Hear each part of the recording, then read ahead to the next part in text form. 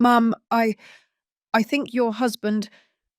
The voice broke on the other end of the line. Please, come now, before anyone sees. 3 days.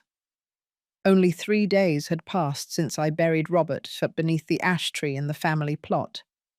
I still carried the rosary in my pocket. I still felt the weight of the dirt they had shoveled onto his casket. And now Mr. Frank, the foreman of our ranch in Texas, was calling me with that trembling voice I had never heard in 25 years. My name is Ellen Stewart. I am 63 years old.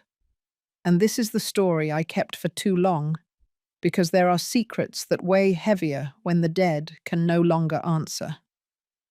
I drove 2 hours to the ranch. My hands were shaking on the steering wheel. The dirt road seemed longer than ever. The scrub oak alongside the road looked grey under the January sun. When I arrived, Mr. Frank was waiting for me at the main gate, his cowboy hat held in his hands. Ma'am Ellen, forgive me. I didn't want to stick my nose where it doesn't belong, but I found something. He led me to the old stable, the one Robert had closed up more than 20 years ago. No one went in there. Not me. Not my son. Jim. No one. The wooden door groaned as Mr. Frank pushed it open. And then I saw it. The chest, that iron chest Robert always kept locked, the one he said held ranch papers and that must never, never be opened. It was open. And inside, documents. All signed the week before his death, deeds, notarized powers of attorney, letters. And on top, a sealed envelope with my name written in his handwriting. Open only in my absence. I felt the air leave my lungs. Because after 38 years of marriage, after raising our son together, after sharing our meals, our bed, and our silences, I discovered that my husband had been hiding something so important it could only be revealed once he was gone. I took the envelope with shaking hands, but before opening it, something else caught my attention. An old photograph, taped to the inside of the chest lid. A young, beautiful woman in a white lace dress. It wasn't me. And on the back, in faded ink, a date. August 15, 1976. 1 year before Robert and I met. There are moments in life where time stops. That instant in the stable was one of them. Mr. Frank stood silently behind me, breathing slowly, as if he understood he was witnessing something he shouldn't see. But it was too late. The chest was open, Robert's secrets, exposed under the dusty light streaming through the roof cracks. I put the photograph in the pocket of my black blazer, the same blazer I had worn to the funeral. It still smelled faintly of the church incense. Mr. Frank, I said without turning around, how did you find this? He cleared his throat. Well, ma'am, yesterday Mr. Montell, Mr. Robert's lawyer, came by. He said he needed to look over some ranch papers before the will was read. He asked me to open this stable. I told him I didn't have the key, that Mr. Robert never gave it to me. Then he took a key out of an envelope he was carrying and told me, Mr. Robert left this with me. Please open it yourself. I turned to look at him. And did Mr. Montell see what was inside? Mr. Frank shook his head, looking nervous. No, ma'am, I opened the door and he just glanced inside like he was looking for something. Then he said, this is no longer necessary. And he left. But I kept thinking, why did Mr. Robert seal this stable for so many years? What was here? I sighed. So you came back? Yes, ma'am, early this morning, and, well, I saw the chest. It was sitting there, open, as if someone had left it that way on purpose. On purpose? Those words hit me. Robert wasn't a careless man.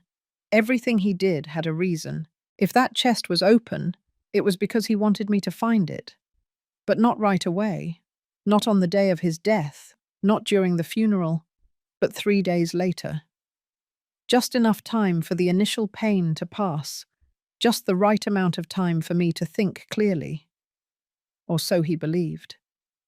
I closed my eyes, and for a moment I went back to the good years, to when Robert and I were young. We met in 1977 at the State Fair in Nashville, Tennessee. I was 23 years old and working at my Aunt Rose's textile shop. He walked in one October afternoon, tall, distinguished, with that neat moustache that was in style then and a smile that lit up the whole place. "Do you sell good quality denim?" he asked me. "Yes," I replied shyly, "but the best pieces were bought this morning." "Then I'll wait for more to arrive," he said, and he sat down in a wicker chair next to the counter. And he waited, 3 hours, until my aunt closed the shop and said, laughing, "Young man, no more denim is coming until next week." Robert smiled. "I know, but I needed an excuse to stay." That night he invited me to have barbecue ribs at the market. We talked until dawn. He told me he was an agricultural engineer, that he had just inherited a ranch in Texas, that he dreamed of modernizing American farming while still honoring tradition. "I want my children to grow up knowing where they come from," he told me, "to touch the soil, to know the value of honest work." I fell in love that night, not with his words, but with the light in his eyes when he talked about the future. We got married 6 months later at the First Baptist Church of Nashville. My dress was simple, white cotton with lace from a local seamstress. Robert cried when he saw me walking toward the altar. "You are the most beautiful woman I have ever seen in my life," he whispered as Pastor Anselm blessed us, and I believed him. For years, I believed everything. We moved to the ranch in Texas, a beautiful property, surrounded by rolling hills, with fields of corn and an apple orchard that produced huge sweet fruit every fall. The main house was made of clapboard and brick, with a central patio full of purple wisteria. There was a stone fountain in the center, and in the afternoons I would sit there and knit while listening to the birds sing. Robert worked from sunup. He supervised the planting, fixed the fences, talked to the hands. He was a fair boss, respected, well-liked, and at night he came home tired but happy. We always ate dinner together: chicken noodle soup, baked potatoes, pot roast when there was a celebration. Afterward, we sat on the porch and watched the stars, holding hands, in silence. We didn't need words, or so I thought. 2 years after we married, Jim was born, a beautiful boy, with big eyes and an easy laugh. Robert carried him in his arms and walked him all over the ranch, teaching him the names of the trees, the cycle of the harvests, the sound of the wind before the rain. "This boy is going to be a good man," Robert would say proudly. "He's going to take care of this land when I'm gone."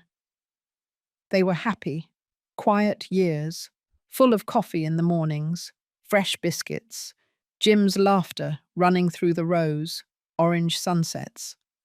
But now, standing in front of that open chest, with the photograph of an unknown woman in my pocket, I realized something awful. Maybe that happiness was never complete. Maybe Robert was always hiding something, and I, too busy loving him, never stopped to ask. "Ma'am Ellen?" Mr. Frank's voice pulled me out of my thoughts. "Do you want me to leave, or do you need help with something?" I looked at him. He was an elderly man, nearly 70, who had worked on the ranch since before I arrived. He knew Robert better than anyone. "Mr. Frank," I asked slowly, "did you know Robert kept this chest here?" He lowered his gaze. "Yes, ma'am." My heart skipped a beat. "And you never told me anything?" "Mr. Robert asked me not to. He told me, 'Frank, this is something I need to resolve myself. I don't want Ellen to worry.' And I obeyed. I thought it was something about the ranch, Old papers, maybe debts. And the photograph? I insisted. Did you see it? Mr. Frank swallowed. No, ma'am. I never opened the chest. I swear that on my mother's grave. I believed him, because Mr. Frank was one of those men who don't lie, who keep secrets because they are asked to, but never out of malice. All right, I said, calmer. You can go. And please, don't tell anyone what you saw here. Not a word, ma'am. Not one. He left slowly, closing the door carefully. And I was left alone, with the sealed envelope in one hand, and 38 years of memories that suddenly I didn't know if they were real anymore. Sometimes we trust too much in those we love. We believe we know everything, that there are no secrets. But life always finds ways to show us that we never fully know anyone. Have you also been disappointed by someone you loved? Someone you thought you knew who turned out to be a stranger? Tell me your story in the comments. I want to read it. Because sometimes sharing the pain makes it lighter. I stayed alone in that stable for almost an hour. I couldn't move. I couldn't think clearly. The sealed envelope was still in my hand, intact. I didn't have the courage to open it yet, because a part of me knew that as soon as I broke that seal, my life would change forever. There are truths that cannot be unlearned. Once you know them, there is no turning back. I sat down on an old wooden bench propped against the wall. Dust rose when I settled in. It smelled of old hay, of time standing still. I took the photograph out of my blazer pocket and looked at it more closely. The woman was young, 20-something maybe. She had long, dark hair, gathered in an elegant updo with white flowers. The dress was fine lace, with long sleeves and a modest neckline. On her left hand, a ring glittered, an engagement ring. She looked happy, radiant, like a woman on the most important day of her life. I flipped the photograph over.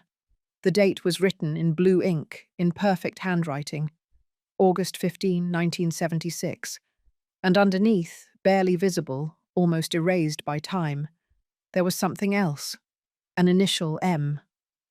Just that, a letter, a mystery. I took a deep breath, and finally I dared to open the envelope.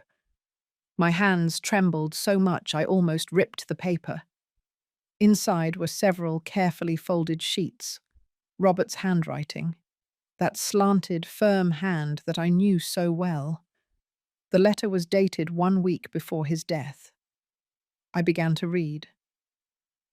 Ellen, if you are reading this, it means I am no longer with you. It means my time ran out before I could tell you the truth in person. Forgive me. For 38 years, I was your husband, Jim's father, the man who promised to love and protect you until my last day. And I did, Ellen. I loved you with everything I had. But I was never completely honest with you. There is something I kept hidden from before I even met you. Something I couldn't tell you without destroying everything we built together. In 1976, I was engaged to a woman named Madeline. We were going to get married on August 15 of that year. Everything was ready. The church, the guests, her dress, our future. But 2 weeks before the wedding, Madeline disappeared. There was no goodbye. There was no explanation. Just a brief note she left at my house, telling me she couldn't marry me, that she had made a mistake, that I should forgive her. I never heard from her again. It crushed me, Ellen. I spent months trying to understand what I had done wrong, why she left me, if there was another man, if it was my fault. And then I met you, and everything changed. With you, I learned to believe in love, in family, in the future again. I thought Madeline had just been a mistake of the past, a closed chapter. But 6 months ago, I received a letter from her. She is sick, Ellen, very sick. And she sought me out because there is something she never told me, something that changes everything. The first page ended there. My hands were shaking so hard I almost dropped the paper. I felt like I couldn't get air into my lungs. Robert. He was engaged before me. That, in itself, wasn't terrible. Many men have relationships before getting married. But what hurt me wasn't that. It was that he never told me. 38 years together, thousands of conversations, whole nights talking about our lives, our dreams, our fears. And he never mentioned Madeline. Why? What was so awful about that story that he had to hide it from me for almost 4 decades? I kept reading. The second page. Ellen, I know this must hurt you. I know you're asking yourself why I never told you. And the truth is, I was afraid. Afraid you would think I never truly loved you. Afraid you would see Madeline as a shadow between us. Afraid of ruining the one good thing that ever happened to me. But now, after receiving her letter, I know I can't leave this world without you knowing the truth. Madeline wrote to me from a hospital in Chicago. She told me she has terminal cancer, that the doctors gave her less than a year to live, and that before she dies, she needed to tell me something she kept secret all these years.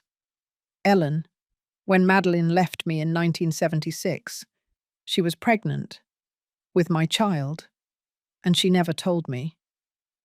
The letter fell from my hands. No, no, no, no. This couldn't be happening. I felt the floor moving beneath me, the stable walls closing in, the air becoming thick, unbreathable. Robert had a son, before Jim, and he never knew. Or if he did know. I picked up the letter with trembling hands and kept reading, even though every word was like a knife in my chest. Madeline told me she ran away because she was afraid. Her family was very conservative. Her father was a violent man. When he found out she was pregnant out of wedlock, he threatened to throw her out of the house, to disinherit her. So she made a decision. She left for Chicago, alone. She had the baby there, and gave him up for adoption. A boy, Ellen. I had a son, and I never knew about him. Madeline wrote to me because, before she dies, she wants to find him. She wants to know what became of him. And she asked for my help. I wanted to tell you. Every night, for these 6 months, I was on the verge of telling you, but I couldn't find the words. I didn't know how to explain that there was a part of my life I had hidden from you. So I made a decision. I hired a private investigator. I asked him to look for that boy, who must be a man of almost 48 years now. And he found him, Ellen. He found him. But when I was about to tell you everything, the doctors told me my heart was failing, that I didn't have much time left. And I knew I wouldn't have the chance to explain this to you face to face. That's why I left this letter. Because I need you to know the truth. And because I need you to make a decision for me. The name of that man is in the documents you will find in the chest. His address, his history, everything the investigator could gather. Ellen, I know this is a lot. I know you may hate me for hiding this from you. And I understand. But I ask you for everything we shared together, for everything we loved, that you look for him, that you tell him who his father was, that you give him what I could never give him, the truth. Yours always, Robert. I let the letter drop to the floor, and for the first time since I buried my husband, I cried. I cried like I hadn't cried at the funeral, like I hadn't cried when they closed the casket, like I hadn't cried when they lowered his body into the ground. I cried because the man I thought I knew for 38 years had just become a stranger. I cried because the life I thought we had built together was founded on a silence. And I cried because suddenly I realized something worse. If Robert had a son before Jim, that meant Jim had a brother he never knew, a brother who maybe didn't even know Robert existed. I wiped my tears with the sleeve of my blazer and took a deep breath. I looked at the open chest. Inside, besides the letter, there was a manila folder with a name written on the cover. Private Investigation, Case R. Stewart. I took it out. I opened it, and there, on the first page, was the photograph of a man about 47 years old, dark hair with some grey, deep-set eyes, a shy smile. He looked like Robert. My God. He looked so much like Robert it was impossible to deny it. Below the photo, his name, Henry Miller, place of residence, Chicago, Illinois. Occupation, middle school teacher, marital status, divorced, no children. I closed my eyes, and in that moment, I knew my life had just been split in two, the life before I opened the chest, and the life after. Because now I had to make an impossible decision. Should I tell Jim he had a brother? Should I look for that man, Henry, and tell him the truth? Or should I keep the secret, as Robert did for almost 50 years, and let everything remain buried with him? I left the stable when it was getting dark. The sky had turned violet. The hills around Texas looked black against the horizon. Mr. Frank was already gone. The ranch was silent. I walked to my car, put the folder and the letter in my purse, and drove back to New York City. The whole drive, I couldn't stop thinking about one thing. Robert asked me to give that man the truth. But at what cost? Because telling Henry that his father died without knowing him was cruel. Telling Jim he had a secret brother could destroy the image he had of his father. And telling myself, out loud, meant accepting that the man I loved never fully trusted me. When I got home, it was already midnight. The living room was dark. Jim had come to stay with me during the funeral, but he had already returned to Denver, where he lived with his wife and their 2 daughters. I sat down on the sofa, with the folder in my hands, and there, in the silence of my empty house, I made a decision. I was going to look for Henry, not because Robert asked me to, but because that man had a right to know where he came from, who his father was, why his mother gave him up for adoption, even if it meant opening a wound that had been closed for almost 50 years. For the next 3 days, I did nothing, absolutely nothing. The folder remained on the dining room table, closed, Robert's letter folded inside my purse, Henry's photograph tucked away in the drawer of my dresser under the stockings I no longer wore. I couldn't look at it. I couldn't read it again, because every time I did, I felt something inside me break a little more. I got up every morning trying to go on with my life. I made coffee, watered the patio plants, tied up the wisteria that had come loose in the wind, made the beds, washed the dishes. All those small things one does to pretend everything is fine. But inside, I was destroyed, because every corner of that house reminded me of Robert. The armchair where he sat to read the paper on Sundays, the blue ceramic mug he used for his coffee, the closet where his plaid shirts still hung, smelling of his lavender cologne. And now, every one of those memories, it came with a question. When was he planning to tell me the truth? Was he ever close to telling me? Or did he always plan to take the secret to the grave? On the 4th day, Jim called me. "Mom, how are you?" His voice sounded worried, loving, as always. "Fine, honey," I lied. "Just taking it slow, you know. Have you been eating well? Do you need me to come? I can ask for a few days off work and—" "No, Jim. I'm fine, really. Don't worry about me." There was a silence. "Mum, I know this is hard. Losing Dad is something I never imagined would happen so soon. But you're alone, and that worries me." A lump formed in my throat. I'm not alone, son. I have you, and your girls, and Sarah. Sarah was his wife, a good woman, hard-working, who always treated me with kindness. I know, Mum, but still, if you need to talk, if you need anything at all, call me any time. I will, honey, I promise. I hung up the phone and stared at the screen for several minutes. Jim, my son, the man Robert and I raised together, the one who was born in this house, the one who learned to walk in the backyard, the one who cried the day we dropped him off at college. How was I going to tell him his father had another son? How was I going to explain that, before he was born, there was someone else? I couldn't. I simply couldn't. So I decided to keep quiet, at least for now. That night, I opened the folder again. I couldn't help it. Henry's photograph stared at me from the first page.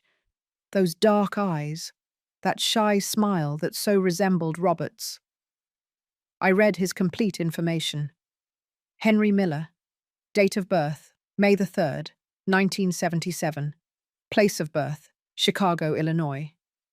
Adopted at 3 days old by the Miller family. Adoptive father, Paul Miller, deceased in 2005. Adoptive mother, Mary Miller, deceased in 2019.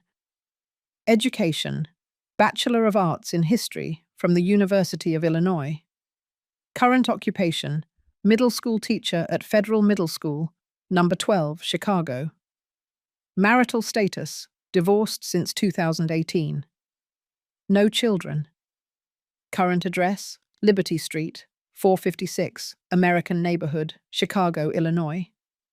There were a few more photographs, images the investigator must have taken without Henry knowing. In one, he was leaving school with a backpack over his shoulder and a thermos in his hand. He looked tired but smiling. In another, he was sitting in a cafe, reading a book. He wore reading glasses, just like Robert.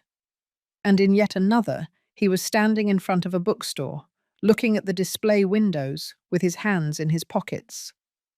He was a quiet man, lonely perhaps, but there was something in his face that made me feel a deep sadness. He looked incomplete, as if something were missing, as if his whole life he had been searching for something he never found.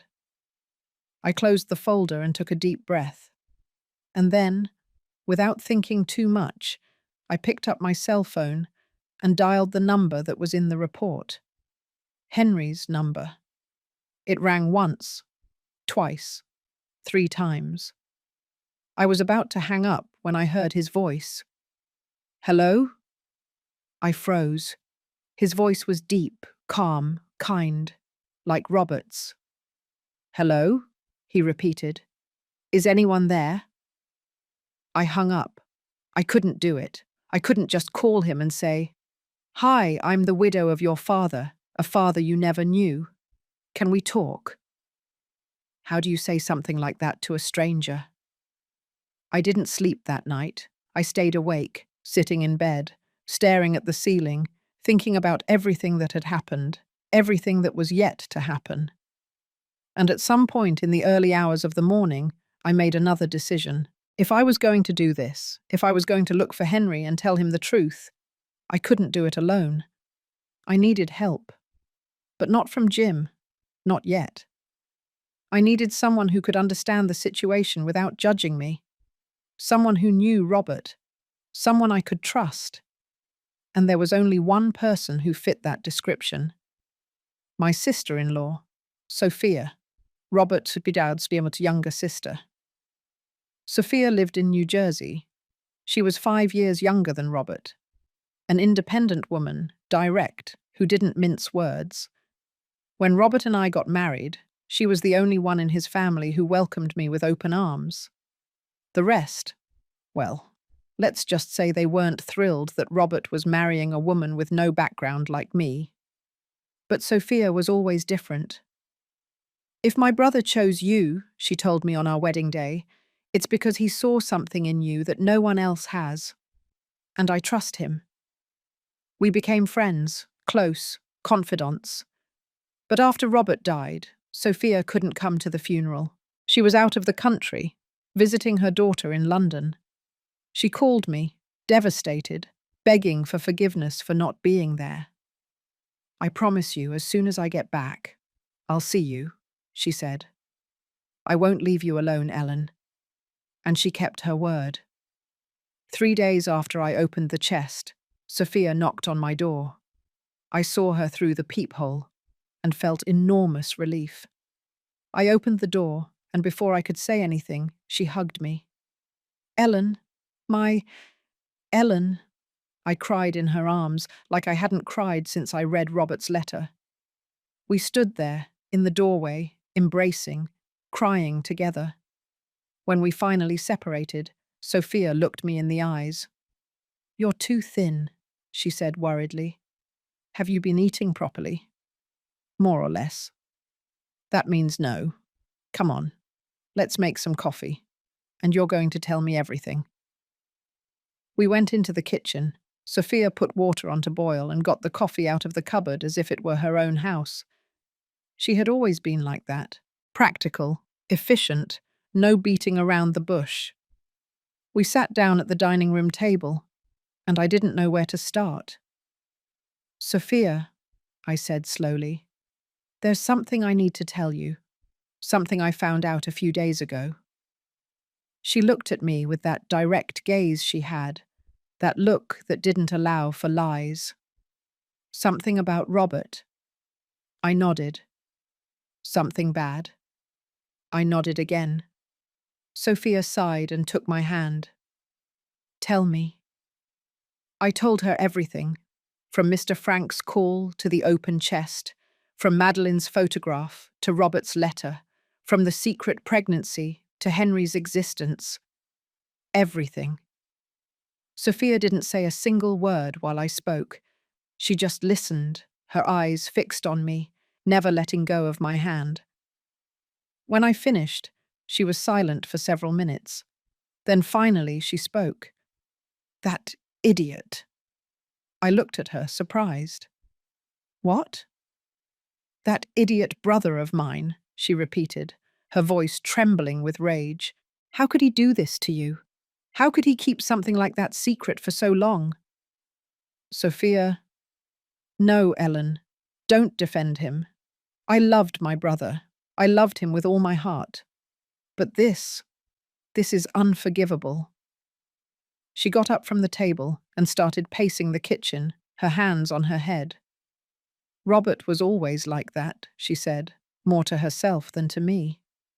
"Always keeping things to himself. Always believing he could solve everything alone. Always thinking he was protecting others with his silence." She turned to face me. "But he didn't protect you, Ellen. He left you with this. He left you with a bomb in your hands. And now you're the one who has to decide what to do." She was right. And the worst part is, I already knew it. As I tell this story, I wonder where you are listening. Maybe at your house, maybe at work, maybe in your car, on the way somewhere. Write the name of your city in the comments. I want to know where you are joining me on this journey, because sometimes knowing we're not alone makes everything a little easier. Sophia sat down opposite me again. "Ellen," she said, "so what are you going to do?" "I don't know," I admitted. "Part of me wants to look for Henry, tell him the truth, give him what Robert took away, knowing who his father was. And the other part—" I lowered my gaze. "The other part is afraid. Afraid Jim will hate me for hiding this. Afraid Henry won't want anything to do with us. Afraid of all of this destroying what little I have left of Robert." Sophia sighed. "Ellen, listen to me closely. Robert made a mistake. A huge mistake. But you don't have to carry that burden. You don't have to fix what he left broken." "But he asked me to." "He had no right to ask you."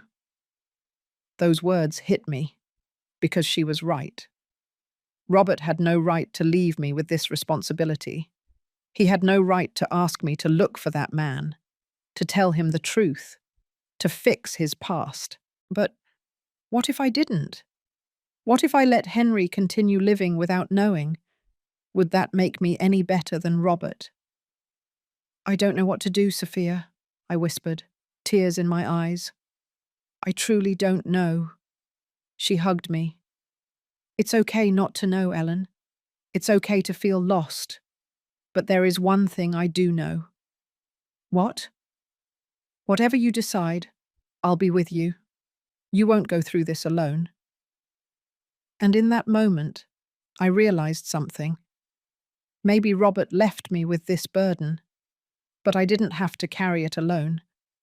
I had Sophia. I had Jim. I had my own strength. And even though I didn't know what I was going to do, I knew that eventually I would make a decision, and I would live with the consequences, as I always had. Sophia stayed with me that night. She made vegetable soup. She forced me to eat even though I wasn't hungry. And afterward, we sat in the living room watching an old black and white movie that neither of us was really watching. We just needed company. Shared silence. Someone who understood that sometimes words are unnecessary. Before going to sleep, Sophia took my hands. Ellen, promise me something. What? That you won't make any major decisions this week. Give your heart time. Breathe. Think. And when you're ready, I'll be here. I nodded. I promise. But that night, when Sophia was asleep in the guest room, I was still awake, staring at the ceiling, thinking. Because even though I had promised her I wouldn't make rushed decisions, there was something I couldn't stop doing. I needed to know more about Madeline, more about what happened in 1976, more about that son she gave up for adoption who was now a middle school teacher in Chicago. I needed to understand. The next morning, while Sophia was making coffee, I told her I needed to go somewhere. Where? She asked, without looking at me. To Chicago. Sophia dropped the mug she was washing and turned around slowly. Ellen, you just promised me you wouldn't do anything rushed. And I'm not, I replied calmly. I'm not going to look for Henry. Not yet. I need to see. I need to know what he's like, where he lives, what his life is like. That's called spying. It's called protecting myself, I corrected. Because if I'm going to make the decision to approach him, I need to know who I'm dealing with. I can't just show up in his life knowing nothing. Sophia looked at me for a long time. Then she sighed. All right, but you're not going alone. No, Ellen, you're not going alone. If you're going to do this, I'm coming with you. And I won't take no for an answer. I looked at her, and I saw in her eyes the same determination Robert had when he made a decision. All right, I conceded. Let's go together. 3 days later, Sophia and I were on a train heading to Chicago. We decided not to fly. We didn't want to leave a trail. We didn't want anyone to know where we were going or why. The trip lasted almost 7 hours. 7 hours of tracks, of slowly changing landscapes, of small towns passing by the window like blurry memories. Sophia tried to distract me with conversation. She told me about her daughter in London, her grandchildren, her plans to remodel her house in New Jersey. But I barely listened. Because every mile that brought us closer to Chicago also brought me closer to a truth I didn't know if I wanted to face.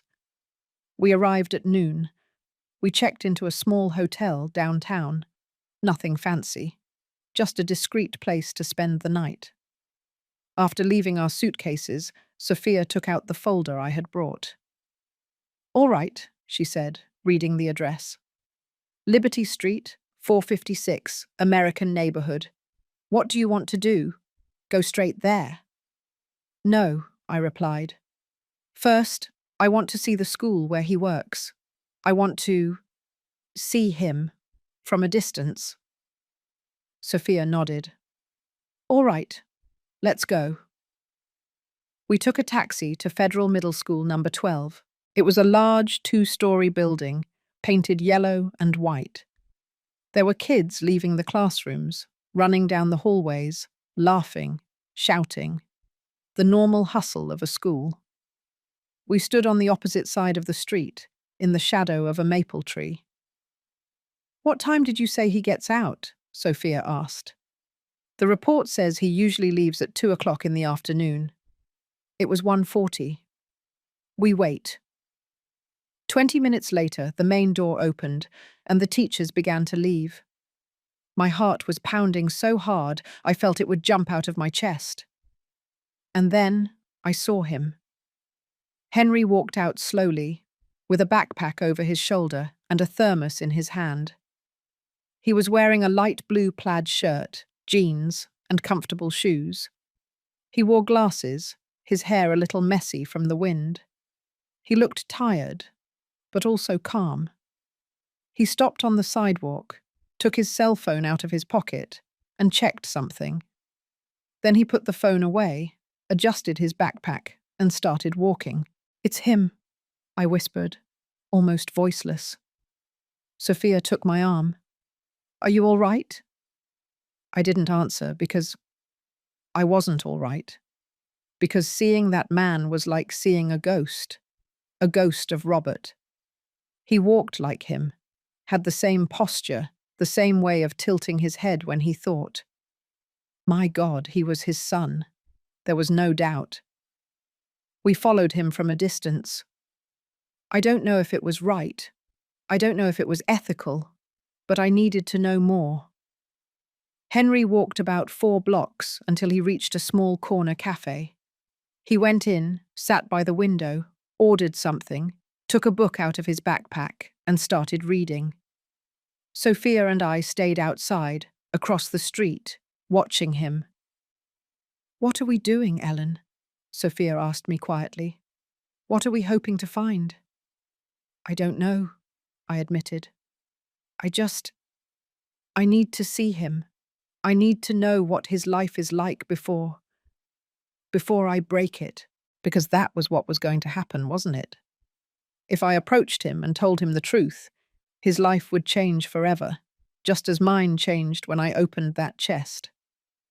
We stayed there for almost an hour, watching Henry read, how he drank his coffee, how he occasionally looked out the window with that absent expression of someone thinking about something else. At some point, a young woman approached his table, smiled at him, said something. He looked up, smiled too, but shook his head. The woman left, and Henry went back to his book. He's lonely, Sophia murmured. You can tell. She was right. There was something about Henry that radiated solitude, not sadness, not bitterness, just loneliness. As if his whole life he had been accustomed to being alone, as if he had never found his place in the world. When Henry left the cafe, we followed him again. He walked to an antique bookstore. He went inside. He spent almost half an hour there, examining books, flipping through them carefully, as if each one were a treasure. He bought 2 thin poetry books. Then he walked to a bakery and bought a bagel and a coffee to go. Finally, he arrived at his house, a 3-story apartment building painted beige, not elegant, but clean, well kept. Henry went up the stairs to the 2nd floor and entered one of the apartments. We stood across the street, looking at his apartment window. The curtains were open. We could see him moving inside, setting down his backpack, putting water on to boil, sitting on a small sofa with one of the books he had just bought. Ellen, Sophia said softly, we've seen enough. Let's go. But I couldn't move, because I was looking at the life of a man I didn't know, a man who was Robert's son, a man who could have been part of my family. And I wondered, what would everything have been like if Robert had known from the beginning? If Madeline had told him the truth? If Henry had grown up with us? Would Jim and he have been close brothers? Would Henry have had a different, happier life? That night, back at the hotel, I couldn't sleep. I stayed awake, sitting in bed, looking at the city lights through the window. Sophia was asleep in the bed next to me, breathing deeply, and I could only think of Henry, his solitary life, his simple routine, that absent expression he had when he looked out the cafe window. Did he know he was adopted? The investigator's report didn't say. Did he ever wonder about his biological parents? Did he ever feel like something was missing? The next morning, we made another decision.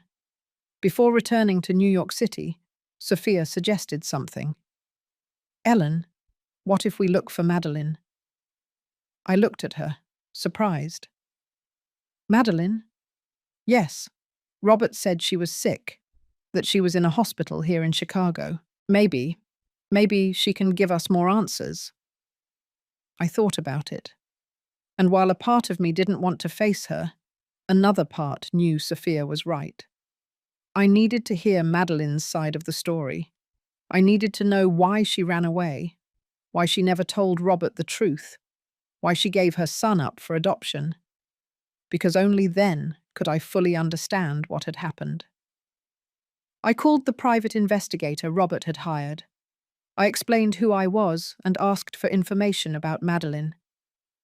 "Mrs. Stewart," he said with a serious voice, "I understand this is difficult for you, but I must warn you about something. Mrs. Madeline is very ill. When Mr. Robert hired me, she was undergoing treatment. But according to my last report, she entered hospice care 2 weeks ago." My heart sank. What does that mean? "It means the doctors can't do any more for her. She has weeks, maybe days." I closed my eyes. Madeline was dying, and if I didn't look for her now, I would never have the chance to speak with her. "What hospital is she in?" I asked. "Chicago General Hospital, Oncology Ward, room 312. I wrote down the information. "Thank you." "Mrs. Stewart, one last thing." "Yes?" She knows Mr. Robert passed away. I informed her a week ago when you contacted me. I don't know how she reacted because I couldn't see her personally, but the hospital staff told me she hasn't had any visitors since then." I swallowed. "I understand. Thank you." I hung up. Sophia looked at me. "What did he tell you?" "That Madeline is in hospice care, that she has days left, and that she already knows Robert died." Sophia exhaled deeply. "Do you want to go see her?" I nodded. "Yes, but I'm scared." "Of what?" "Of what I'll feel when I see her." Sophia came closer and hugged me. "Ellen, listen to me. You are the strongest woman I know, and whatever you feel when you see her, it's okay. You don't have to pretend. You don't have to be brave. Just be yourself." I took a deep breath. "All right, let's go." An hour later, we were standing in front of the Chicago General Hospital, a huge white building with windows reflecting the afternoon sun. We went inside. We went up to the 3rd floor. We walked through the corridors of the oncology ward where the smell of disinfectant mixed with something heavier, something I couldn't describe, but that I recognized immediately. The smell of imminent death. We arrived at room 312. The door was slightly ajar. I froze. Sophia took my hand. "Are you ready?" I wasn't, but I nodded anyway, and I pushed the door open. The room was small, simple. A bed, a chair, a window with white curtains letting in the afternoon light. And in the bed, there she was, Madeline. The woman from the photograph no longer existed, In her place was someone unrecognizable, thin, pale, with completely white and sparse hair, sunken eyes, hands like dry branches on the sheets. But when she saw me come in, her eyes opened, and in them I saw something I didn't expect. Recognition. "You," she whispered in a weak, almost inaudible voice. "You are Ellen." I froze. "How did you know?" "Robert showed me. A photograph of you," she said with effort. "Months ago, when he came to see me." The world stopped. "Robert came to see you?" She nodded slowly. "Yes, before he died. He looked for me. He asked me about our son." I felt my legs shaking. "And?" Madeline closed her eyes, and I told him everything. I slowly sat down in the chair next to the bed. My legs couldn't support me anymore. Sophia stood silently behind me, a hand on my shoulder, present. Madeline opened her eyes again. She looked at me with that vacant gaze of someone who has already made peace with death. "I didn't think you would come," she said, her voice strained.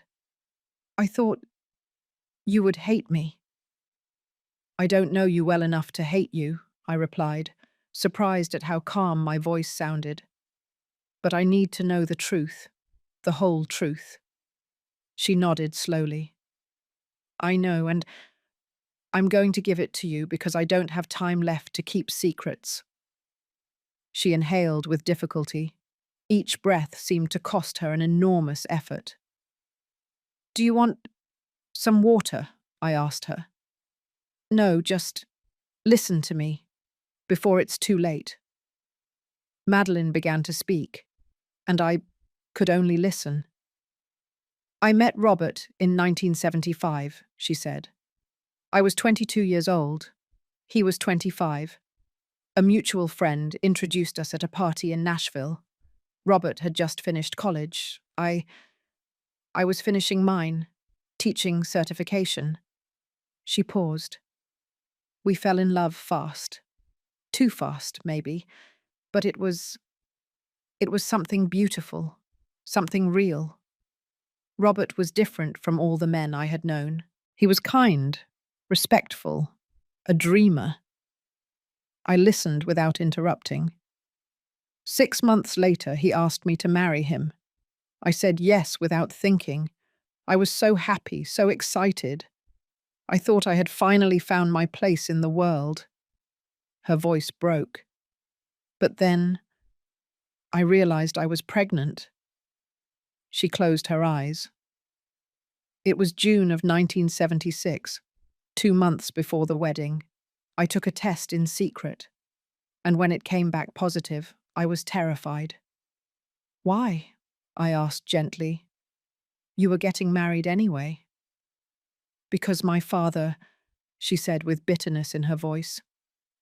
"My father was a terrible man, violent, controlling, and very, very religious." She opened her eyes and looked at me. For him, getting pregnant before marriage was the worst sin a woman could commit. It didn't matter that I was already engaged. It didn't matter that the wedding was in 2 months. For him, it was a dishonor. She swallowed. And I knew him. I knew how he would react. I knew he would throw me out of the house, that he would disinherit me, that he would tell everyone I was a tramp. A tear escaped. But the worst part, is that I also knew what he would do to Robert. "My father hated Robert," Madeline continued. "He said he was a man without ambition, that the Texas ranch was a ruin, that I deserved better. He only accepted the engagement because my mother convinced him, but he was always looking for a reason to break it." "And the pregnancy was that reason," I completed. "Exactly. If my father found out, he wouldn't just throw me out. He would also destroy Robert. He would use his contacts to ruin him." to make sure he could never get back on his feet. She took a long pause. So, I made a decision, a terrible decision. I wrote Robert a letter, she said, her voice trembling. I told him I couldn't marry him, that I had made a mistake, that I didn't love him enough. But that was a lie, I whispered. Yes, it was a lie. I loved him with all my being, but I thought it was the only way to protect him, to protect myself, to protect the baby. And what did you do? I left. That same night, I took a bus to Chicago. I didn't tell anyone where I was going. I just disappeared. She wiped the tears with the back of her hand. I stayed at a distant cousin's house. I told her I had broken up with my fiancé and needed a place to stay. She didn't ask questions. She let me stay. And I spent those months in hiding, waiting. Henry was born on May 3rd, 1977, she continued, in a public hospital. I was alone during the entire delivery. No one was with me.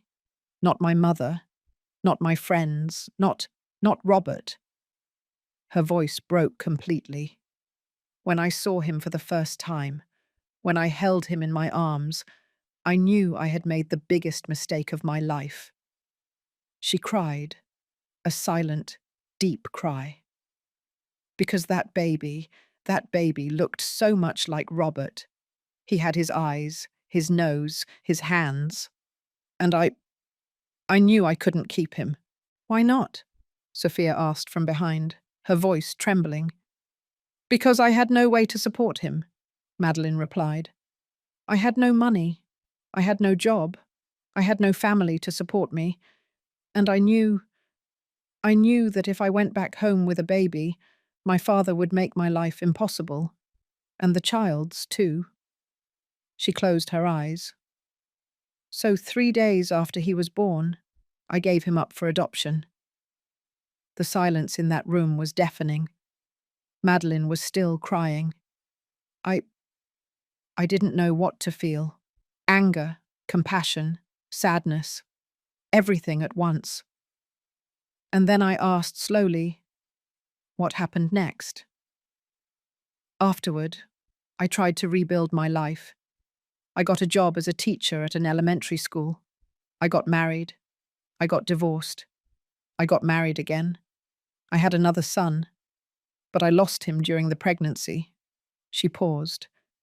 And every day for 47 years, I thought about Henry, where he might be, if he was okay, if he hated me for abandoning him.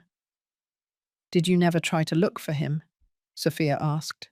No, Madeline admitted, because I was afraid he would reject me, afraid of opening that wound, afraid of facing what I had done. She turned to me. Until I was diagnosed with cancer, 2 years ago, and I knew my time was running out. That's when I looked for Robert, she said. I didn't know if he was still alive. I didn't know if he had married. I didn't know anything.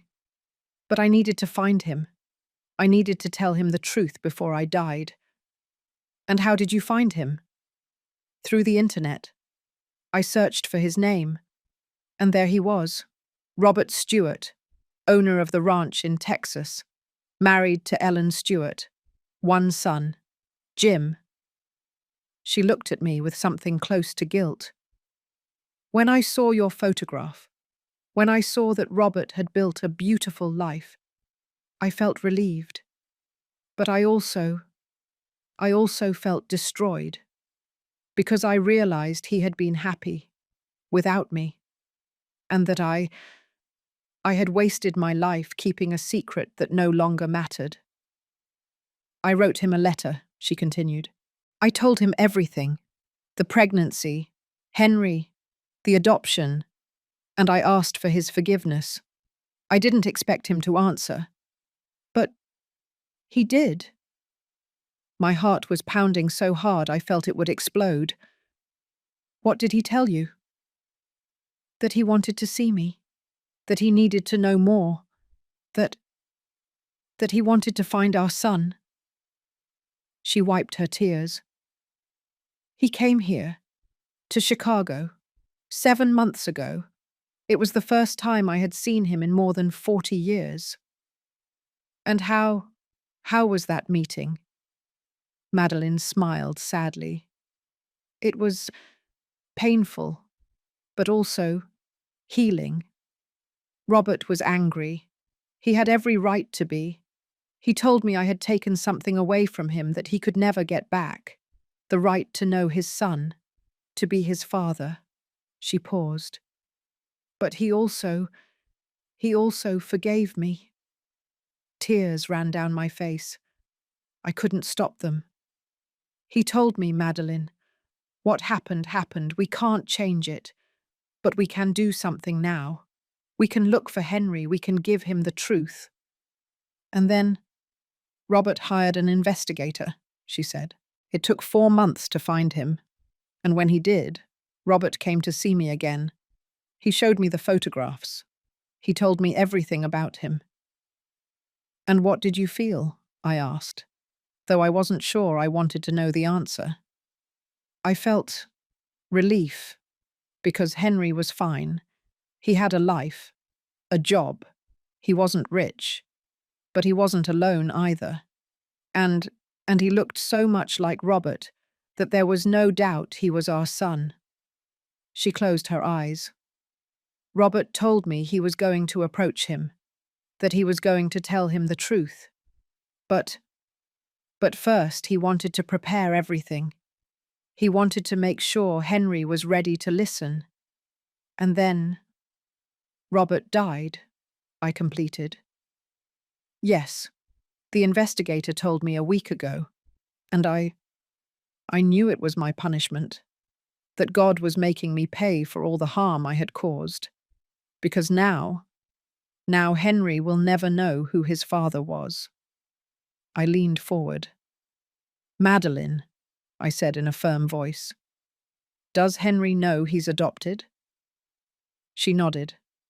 Yes, his adoptive parents told him when he was 15 years old. But he never tried to look for his biological parents. At least that's what the investigator found out. Why not? Madeline sighed. Because his adoptive parents were good to him. They loved him. They cared for him. And he was loyal to them. He never wanted to hurt them by looking for someone else. I closed my eyes. Henry hadn't looked for the truth because he didn't want to hurt the people who raised him. Just like I didn't want to hurt Jim by telling him about this secret brother. We were the same, prisoners of our own sense of loyalty. Ellen, Madeline said, her voice weak, I know I have no right to ask you for anything. I know I hurt you, that I hurt Robert, that I hurt Henry, everyone. She paused. But I'm going to ask you for something anyway. What? Look for him. Tell him the truth. Tell him Robert wanted to know him. That I'm sorry. That I never stopped thinking about him. She looked at me with those sunken eyes, full of pleading. Give him what I never gave him. A family, a history, a place where he comes from. I couldn't answer, because I didn't know if I could promise her that. I didn't know if I had the strength. But before I could say anything, Madeline spoke again. Ellen, there's something else you need to know. My heart stopped. What? She took a deep, difficult breath. Robert left something for Henry, something that is in the chest. I already know. The documents, the photographs, the letter. No, Madeline said, shaking her head. There's something else. Something Robert didn't put in the letter he left you. What is it? Madeline closed her eyes. An inheritance. Robert changed his will 2 weeks before he died. He left a portion of the ranch in Henry's name. The world stopped. What? Robert wanted Henry to have something, even though he never met him, even though he never got to be his father. He wanted to leave him something that would tell him, "You were important. You were always important." I stumbled out of that room. Sophia held my arm as we went down the hospital stairs. I couldn't think. I couldn't process it. Robert had changed his will. He had left part of the ranch to a son he never knew. And that meant that when the will was read, Jim would find out. Everything. I still wonder if Robert did the right thing, if he should have told me the truth before he died, if he should have left me this responsibility. And you? What would you have done in my place? Would you have told Henry the truth? Or would you have let everything stay buried? Let me know in the comments, because sometimes we need to hear what others would do to find our own way. That night, back at the hotel, Sophia and I didn't talk. We just sat on the bed, side by side, staring at the wall, processing, trying to understand. And finally, Sophia spoke. "Ellen, you have to tell Jim before the will is read." "I know. It's going to be difficult. I know. But it's the right thing to do." I closed my eyes. "I know. Because deep down, I always knew. I always knew I couldn't keep this secret, that eventually I would have to face it, and that when I did, everything would change. Forever." The trip back to New York City was the longest of my life. Sophia tried to sleep, but I knew she couldn't either. I heard her shifting in the seat next to me, sighing occasionally, looking for a comfortable position that never came. I just stared out the bus window, at the dark landscape, the lights of the small towns we passed, the stars shining in the moonless sky. And I thought about how I was going to tell Jim his father had another son. I thought about the exact words I would use. I thought about his face when he heard it. I thought about whether he would ever forgive me for hiding this from him, even if it was only for a few days. We arrived in New York City at 6 o'clock in the morning. The sky was just beginning to lighten. The streets were empty. The cold January air hit me when we got off the bus. Sophia hugged me before taking a taxi to New Jersey. "Call me after you talk to Jim," she said. "No matter what time it is, just call me." "I will." "Ellen, you are stronger than you think. Don't forget that." I nodded, even though I didn't feel strong. I felt broken. I got home when the sun was already rising. I left my suitcase at the entrance. I poured myself a glass of water. I sat down at the dining room table, and I took out my phone. I dialed Jim's number. It rang 3 times before he answered. "Mom?" His voice sounded sleepy. "Are you all right? It's 6:30 in the morning." "Jim?" My voice broke. "I need you to come home. Today. As soon as possible." "What happened? Are you sick?" "No, I'm not sick. But I need to talk to you. It's important." There was a silence. "Is it something about Dad?" I closed my eyes. "Yes." "I'm on my way. Give me 3 hours. I'll catch the first flight I can get." "Thank you, honey." "Mum, you're scaring me." "I know. Forgive me. But I'll see you in a bit, okay?" "Yes, I'll be there." He hung up. Those 3 hours were eternal. I took a shower. I put on clean clothes. I made coffee. I took out the muffins I had stored in the cupboard. Everything mechanically, like a robot, because if I thought too much about what I was going to do, I wouldn't be able to do it. Jim arrived at 10 o'clock in the morning. He came through the door with his carry-on bag, his hair messy, his shirt wrinkled. He looked tired, worried. "Mum," he said, hugging me tightly. "What's going on?" "Sit down, son. Please." We sat down in the living room, on the same sofa where we had sat so many times as a family, Robert, Jim, and me. Jim looked at me with those big eyes, full of concern, and I didn't know where to start. "Jim," I finally said, my voice trembling, "what I'm about to tell you is going to change everything you thought you knew about your father."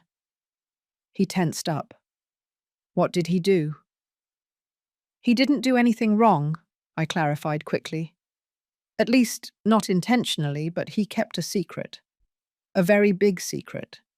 And now I have to tell you." "Mum, you're scaring me. Just tell me what it is." I took a deep breath. "Your father, before he met me, was engaged to another woman." Jim blinked. "So?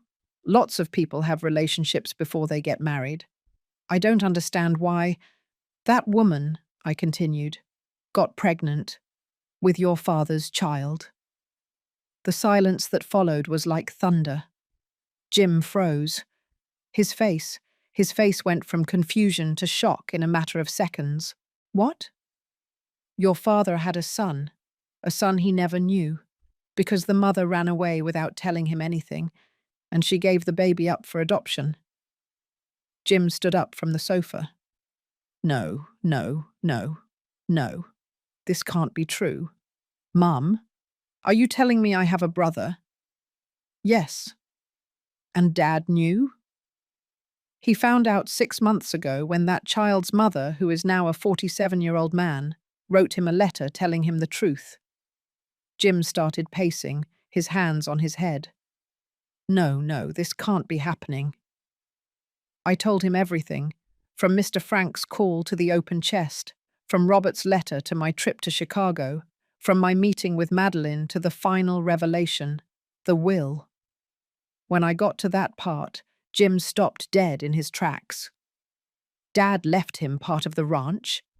"Yes." "To a man he never met?" "Yes." "And when were you going to tell me this?" "I'm telling you now. After you already knew. How long have you been keeping this, Mum?" "Days. Weeks. Days. Only days." "Jim, I just found out too." "But you knew and you didn't tell me." His voice broke. "Why, Mum? Why didn't you tell me right away?" I got up and walked toward him. "Because I was afraid, Jim. Afraid of how you were going to react. Afraid you would hate your father. Afraid of losing you." "Losing me?" Jim looked at me with tears in his eyes. "Mum, I would never leave you. But I feel like everything I believed in was a lie." "It wasn't a lie." "Yes, it was. Dad lied to us. To you, to me, to everyone. For 38 years he lived with a secret he never told us. And now it turns out I have a brother who doesn't even know I exist." He collapsed onto the sofa, his head in his hands. "What's his name?" "Henry Miller." "And where is he?" "In Chicago. He's a middle school teacher." Jim looked up. "Did you meet him?" "No, I just saw him. From a distance." "And what's he like?" I hesitated. "He looks a lot like your father."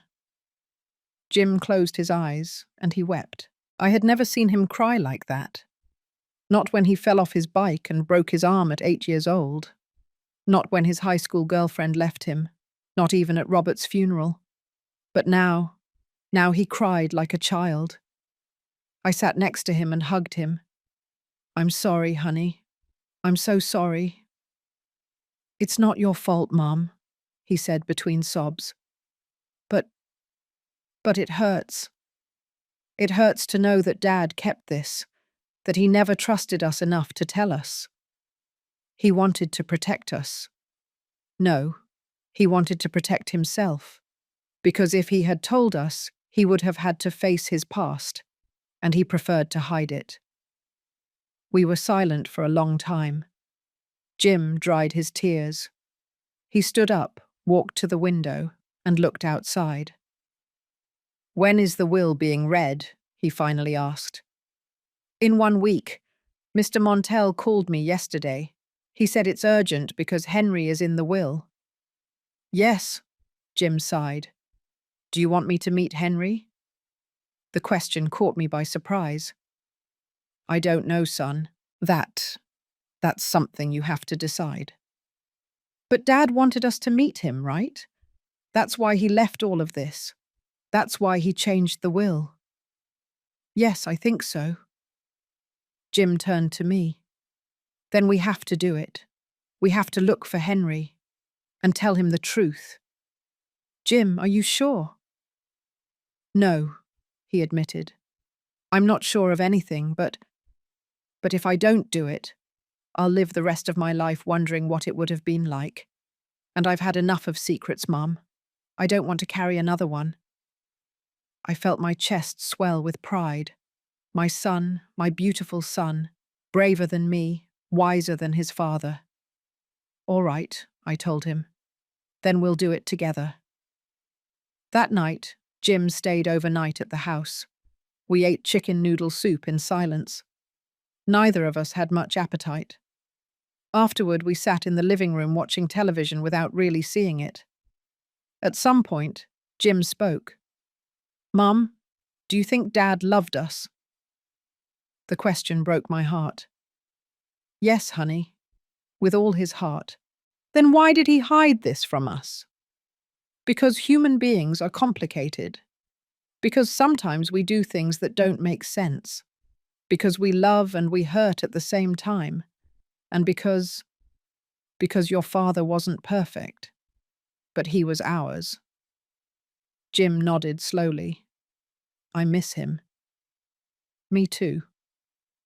2 days later, Jim and I were on a plane heading to Chicago. We had decided to go together, because this was something we had to do as a family, even if Henry didn't know it yet. We arrived in Chicago at noon. We rented a car and drove to Federal Middle School number 12. It was Friday, a school day. We parked across the street from the school, and we waited. At 2 o'clock in the afternoon, just as the report said, Henry walked out of the building. Jim saw him for the first time, and he froze. "My God," he whispered. He's like looking at Dad." "I know." "Is that my brother?" "Yes." Jim watched Henry walk down the sidewalk, with his backpack over his shoulder and his thermos in his hand.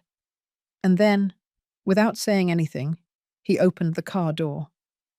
"Jim, what are you doing?" "I'm going to talk to him." "Now?" "Yes, now. Because if I don't do it now, I'll lose my nerve." I got out of the car behind him. We walked quickly, crossing the street. Henry was about 20 yards away. "Excuse me," Jim shouted. Henry stopped. He turned around. He looked at us with curiosity. We approached, and when we were in front of him, Jim took a deep breath. "Henry Miller?" Henry blinked. "Yes, do I know you?" Jim looked at me. I nodded, and he looked back at Henry. "My name is Jim Stewart, and I believe you're my brother." Henry's face changed, from curiosity to confusion, from confusion to disbelief. "What?" "Your biological father," I continued, my voice trembling, "was named Robert Stewart, and I was his wife. And this is his son, your brother." Henry looked at us as if we had lost our minds. I don't understand. What are you talking about?" "I know this is hard to believe," I said. I know it sounds impossible, but can we talk? Somewhere more private? We have a lot to tell you. Henry was silent for several seconds. Then finally he nodded. All right. Let's go to the coffee shop on the corner. We sat at a table in the back. We ordered coffee, and we told him everything, from the beginning. Henry didn't say a single word while we spoke. He just listened, his eyes fixed on us, his hands trembling around his coffee cup. When we finished, he was silent for what seemed like an eternity. Then finally he spoke. I always knew I was adopted. My parents told me when I was 15 years old, but I never wanted to look for my biological parents because I felt that it would be a betrayal to the people who raised me. He paused. But now you're here, telling me that that my biological father died without knowing me, and that I have a brother, and that there's an inheritance. He looked at us. How am I supposed to feel? Jim spoke before I did. I don't know how you're supposed to feel, he said softly. But if it helps, I feel the same way. Confused, angry, sad, everything at once. Henry looked at him. You didn't know about me either? No. I found out 3 days ago, and I was angry too. At my father, at my mom, at the world.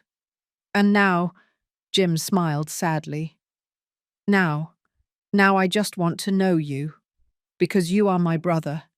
And even though we didn't grow up together, even though we didn't share the same life, we share the same blood. And that has to mean something. Henry started to cry, silently, his hands covering his face. I'm sorry, he said between sobs.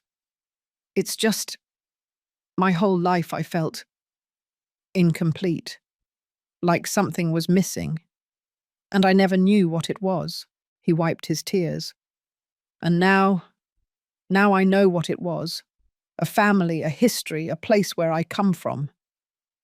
Jim reached his hand across the table. Henry took it. And in that moment, I knew everything was going to be all right.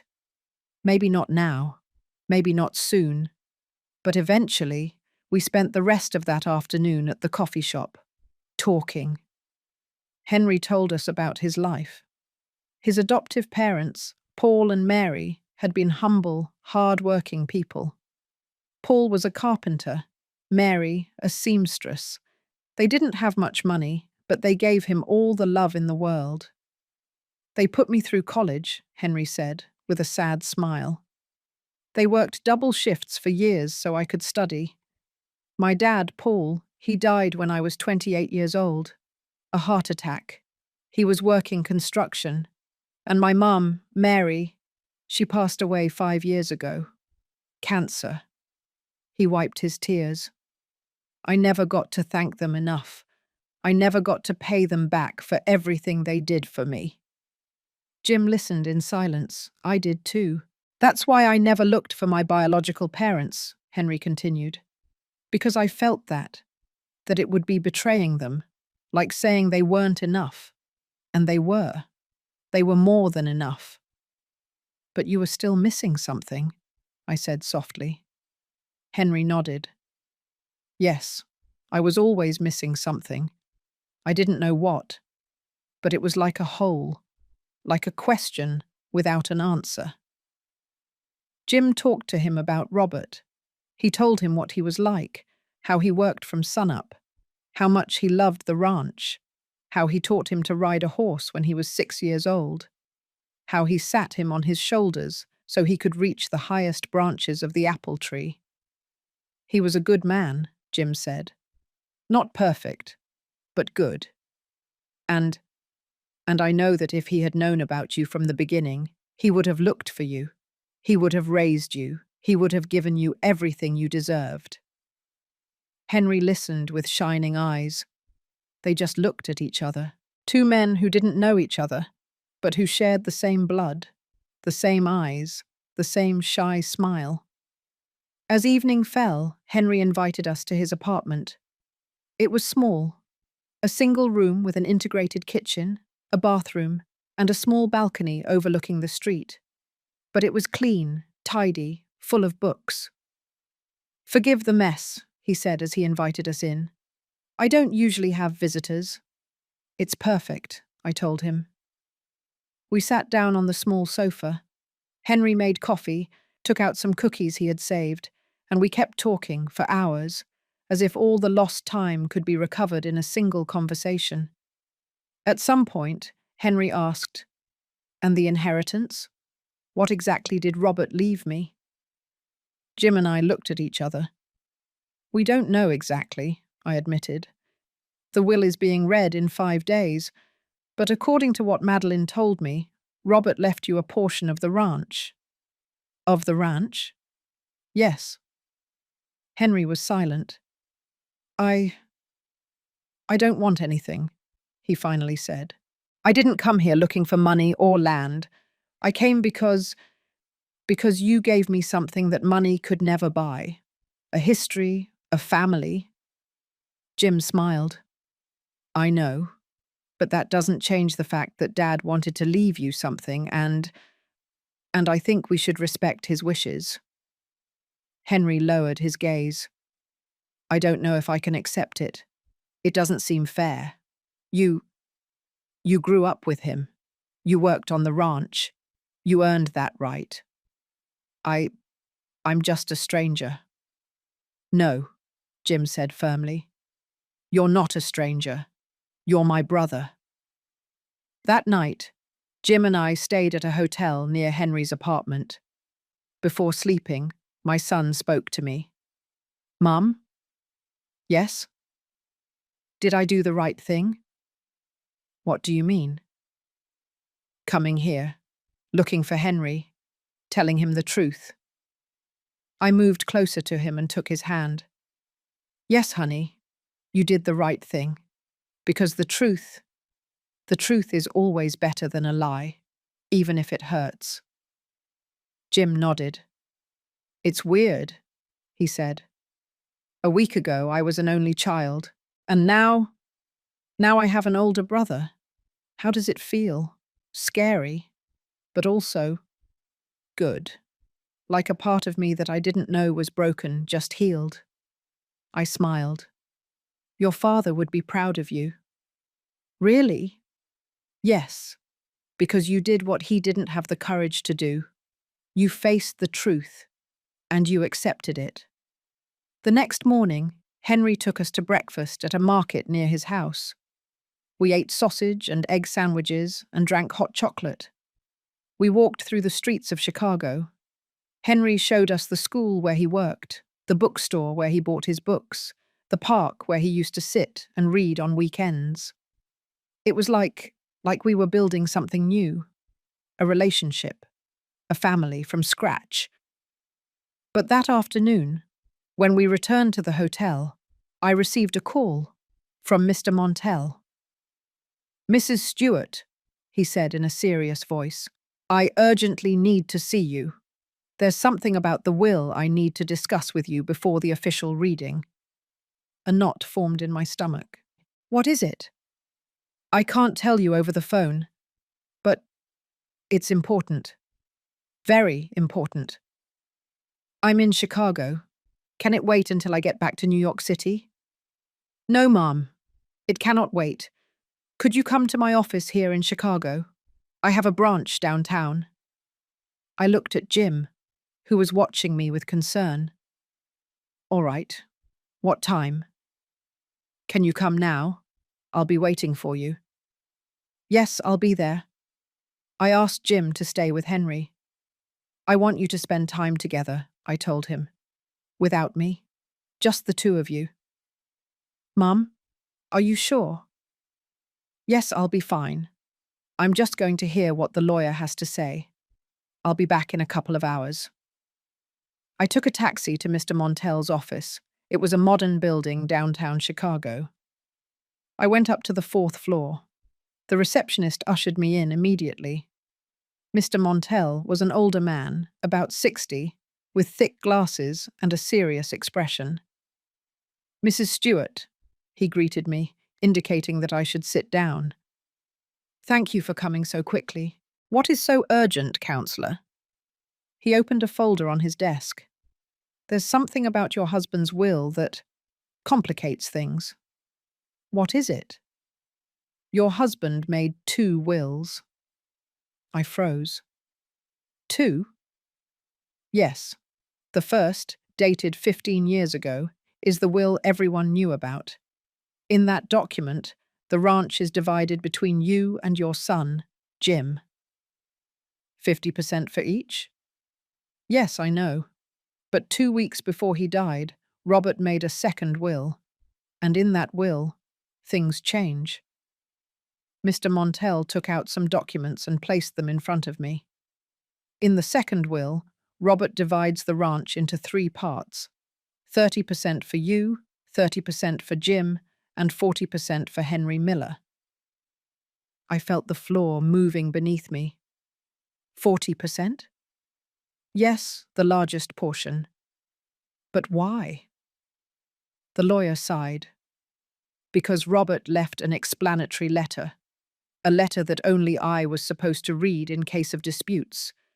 And in that letter, Robert explains that he feels he owes Henry more, because Henry lost 47 years, because Henry grew up without a father, because Henry never had the opportunity to inherit anything. I was speechless. "Robert writes," the lawyer continued, reading the letter, "I know this may seem unfair to Jim, but Jim had a life full of love. He had a family, he had a father. Henry had none of that. And I need to compensate him somehow, even if it's with land, even if it's with money. I need him to know he was important, that he always was." Tears ran down my face. "Does Jim know this?" "No, no one knows. Only you. And now you have to decide." "Decide what?" "Whether you tell Jim before the will reading, or if you let him find out that day, in front of everyone." I was silent.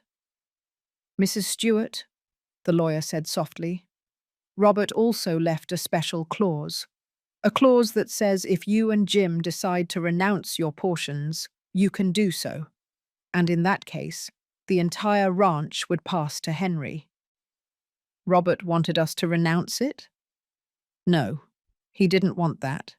But he left that option, in case you felt it was the right thing to do." I stumbled out of that office. I took a taxi back to the hotel. The whole way, I could only think of one thing. Robert had left me a decision, the hardest decision of my life. Should I tell Jim that his father had left less to him than to a brother he had just met? Or should I keep silent and let him find out at the will reading? And more importantly, what was I going to do? Was I going to accept the will as it was? Or was I going to renounce my portion so Henry could have everything? When I arrived at the hotel, Jim and Henry were in the lobby laughing. They looked happy, comfortable, like brothers who had known each other all their lives. They saw me enter and their smiles faded. "Mom," Jim said, standing up. "Are you all right? You look pale." "I'm fine," I lied. "Just tired." "What did the lawyer tell you?" "Nothing important. Just details about the will reading." Jim looked at me distrustfully, but didn't insist. I couldn't sleep that night. I stayed awake, sitting in the hotel bed, looking at the city lights through the window. And I thought about Robert, all the decisions he made, all the secrets he kept, all the burdens he left me. And I wondered, how far does loyalty go? How far does love go? How far does sacrifice go? The next morning, I made a decision. I asked Jim to go out to breakfast with Henry.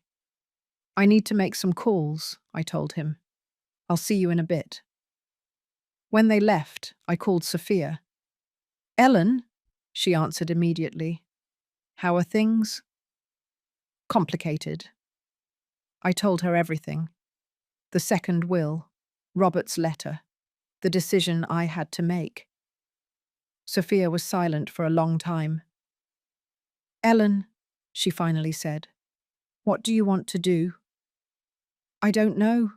Part of me wants to protect Jim, wants him to have what he deserves. But another part feels Robert was right, that Henry lost too much, and he deserves something. And what does your heart say? I closed my eyes. My heart says neither of them should have to lose, that there should be a way for everyone to win.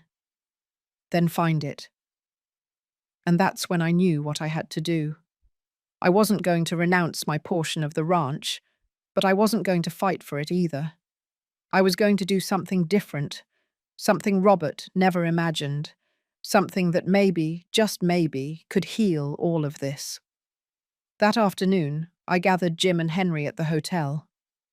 I need to talk to you, I told them, about the will. They sat across from me with worried expressions. I told them everything. The second will, the 3 portions, the 40% for Henry. Jim was silent. Henry, pale. No, Henry said immediately. No, I can't accept that. It's not fair. It's what Robert wanted, I said. But it's not what I want, Henry insisted. Jim is his son, the one he raised, the one he loved. I'm nobody. You're his son too, Jim said softly. But not in the same way. No, not in the same way, but you still are. Jim took a deep breath. Henry, he said, looking him in the eyes, if Dad wanted to leave you 40%, it's because he felt he owed it to you. And I'm going to respect that. Jim, no. Listen to me. I had everything. I had a father. I had a home. I had love. You didn't have any of that. And even though we're brothers now, even though we're together now, I can't give you back those 47 years. But I can give you this. Henry started to cry. I don't deserve this. Yes, you do. Because you're my brother. And why? Because it's the right thing to do. Then I spoke. I'm also going to respect the will, I said, but with one condition. Both looked at me. The ranch is not going to be divided. It's going to stay together. All 3 of us will be owners, but we're going to work it together, as a family. Henry, if you want, you can move to Texas. You can teach there. Or you can stay in Chicago and come on weekends. It doesn't matter. But the ranch is going to belong to all of us. And no one is going to sell it. Ever. Jim smiled. I like that idea. Henry looked at us with tears in his eyes. Would you really accept me like that? As part of the family? You already are part of the family, I said. You always were. It's just that now we know it. And in that moment, something changed. Something deep. Something I can't explain in words. Because I stopped carrying the weight of the decision. I stopped feeling like I had to fix what Robert had broken. Because I realized something. Robert didn't break anything. He just left something incomplete. And now we were going to complete it. Together. We returned to New York City 2 days later. The 3 of us together. Jim, Henry, and me. On the plane, Henry was sitting by the window, looking at the clouds with that thoughtful expression I was beginning to recognize. Jim, next to him, was showing him photographs of the ranch on his phone. This is the apple orchard, Jim was saying. Dad planted it the year I was born. He used to say that each tree represented a year of my life. Henry looked at the pictures with shining eyes. It's beautiful. It is. And now it's yours too. Henry turned to look at him. I still can't believe it. A week ago, I was a lonely teacher in Chicago. And now I have a brother, a family, a home. Jim smiled. I can't believe it either, but I'm happy about it. Truly. I watched them from my seat, across the aisle, and I felt something I hadn't felt in weeks. Peace.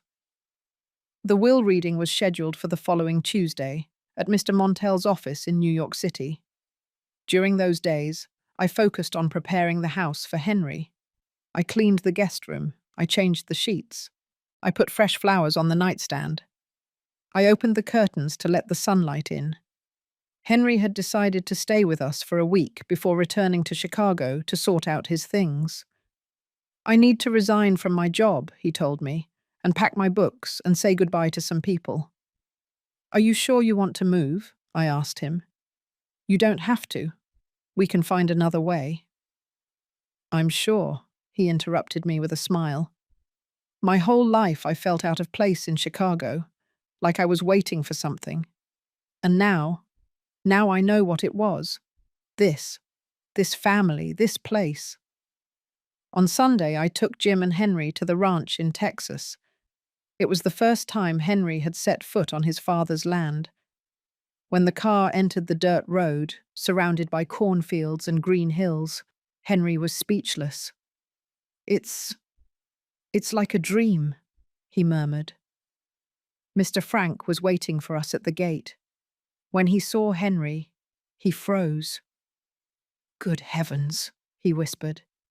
He's the spitting image of Mr. Robert, I introduced Henry. Mr.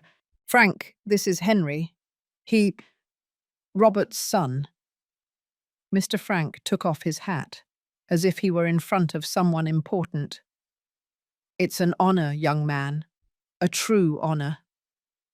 Henry shook his hand shyly. Thank you, sir. We walked around the ranch for hours. I showed them everything. The main house, the patio with the wisteria, the stone fountain, the apple orchard, the stables, the fields where Robert used to work from sunup. Henry absorbed it all with eyes full of wonder. This is where my father lived, he said softly, as if he were in a sacred place. This is where he worked, where he dreamed. Jim led him to the oldest ash tree on the property.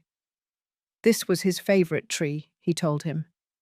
He said it was more than 100 years old, that it had seen 3 generations of the Stewart family pass by. Henry put his hand on the trunk and closed his eyes. I wish I had known him.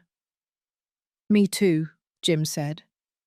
But somehow, I feel like he's here, watching us. And I think he's at peace. That night, we had dinner at the ranch house.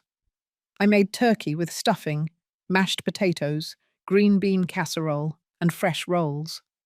Everything just as Robert had loved it. We sat at the big dining room table, the same table where Robert and I had eaten for 38 years, the same table where Jim had grown up. And now, for the first time, Henry was sitting there too. Mr. Frank joined us, and also Sophia, who had come from New Jersey when I told her Henry would be here. It was a quiet, warm dinner, full of stories. Sophia told Henry anecdotes about Robert when he was young. He was stubborn as a mule, she said, laughing. Once he fought with my father because he wanted to plant apples instead of corn. My father said it was crazy that apples didn't grow well in this soil, but Robert insisted, and the next year we had the best apple orchard in the whole region. Henry listened, fascinated. And was he always like that? Always so determined? Always, Sophia said. When Robert wanted something, there was no stopping him. That's why, when he met your mum, she looked at me with tenderness. I knew he was going to marry her, even if my family didn't agree, even if everyone told him it was crazy. He loved her, and that was enough. After dinner, Jim suggested a walk. The three of us went out to the patio. The night was clear. The stars shone with an intensity you never see in the city. We sat on the wicker chairs, next to the fountain. The sound of the water falling was relaxing. No one spoke for a while. We just sat there, breathing the fresh mountain air, listening to the crickets, feeling the peace of that place, until Henry broke the silence. "Thank you." Jim and I looked at him. "For what?" Jim asked. "For welcoming me. For not hating me. For giving me a place in this family even though I don't deserve it." "You do deserve it," I said firmly. "You didn't choose to be born. You didn't choose to be given up for adoption. You didn't choose to grow up without a father. None of that was your fault. And now you have the opportunity to reclaim something that was taken from you. And we are happy to give it to you." Henry wiped his tears. I always wondered why my biological mother abandoned me, why she didn't want me. And for years, I thought there was something wrong with me, that I wasn't good enough, that's why she left me. His voice broke. But now I know the truth. I know it wasn't because she didn't want me. It was because she was afraid, because she was alone, because she didn't have another option. "Do you forgive her?" Jim asked softly. Henry nodded. "Yes, I forgive her." "Why?" "Because she did the best she could with what she had. And because, in the end, she gave me a life, a good life, with people who loved me." Tuesday arrived sooner than I expected. At 10 o'clock in the morning, the three of us were at Mr. Montell's office. It was an elegant place, dark wood walls, bookshelves filled with codes and legal documents. A huge desk. The lawyer received us with seriousness. "Good morning. Thank you for coming." Also present were Mr. Vargas, the lawyer representing Robert's family, and a notary public to validate the reading. We sat down. Mr. Montell opened a sealed envelope. "We will proceed with the reading of the last will and testament of Robert Stewart, dated December 28th of last year." He began to read. First, the formalities, personal data, legal declarations. Then he got to the important part. "In full use of my mental faculties, I declare the following regarding the distribution of my assets." The lawyer paused and looked at us. "The Texas ranch, with all its lands, buildings, and belongings, is divided as follows: 30% for Ellen Stewart, my wife, 30% for Jim Stewart, my son, and 40% for Henry Miller, my biological son." Henry closed his eyes. Jim took his hand. The lawyer continued. "Furthermore, I leave the following provisions. The income generated by the ranch shall be divided equally among the three, regardless of the percentage of ownership. This is so that no one has an economic advantage over the others." I didn't know that. I looked at the lawyer, surprised. He nodded slightly, as if to say, "That's right." "I also stipulate that the ranch cannot be sold or divided for the next 20 years. It must remain as one unit, as a family heritage, and in the event that any of the heirs passes away, their share will go to the other two, never to third parties." Jim smiled.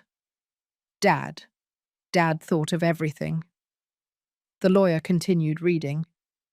"I also leave a fund of $50,000 to Henry Miller, as compensation for the years I could not be present in his life. This money is intended for him to establish himself, continue his studies, if he wishes, or invest it as he sees fit." Henry opened his eyes, surprised. "$50,000? "Yes," the lawyer confirmed. But that's too much. It's what Robert wanted, I said, and we're going to respect it. The lawyer continued with other minor details, some bank accounts, personal belongings, Robert's car, and finally he reached the last part. Lastly, I leave a personal letter addressed to my 2 sons, a letter that only they should read. The lawyer took 2 envelopes from the folder. One said, "For Jim," the other, "For Henry." He handed them to them. "You may read them now or in private, as you prefer."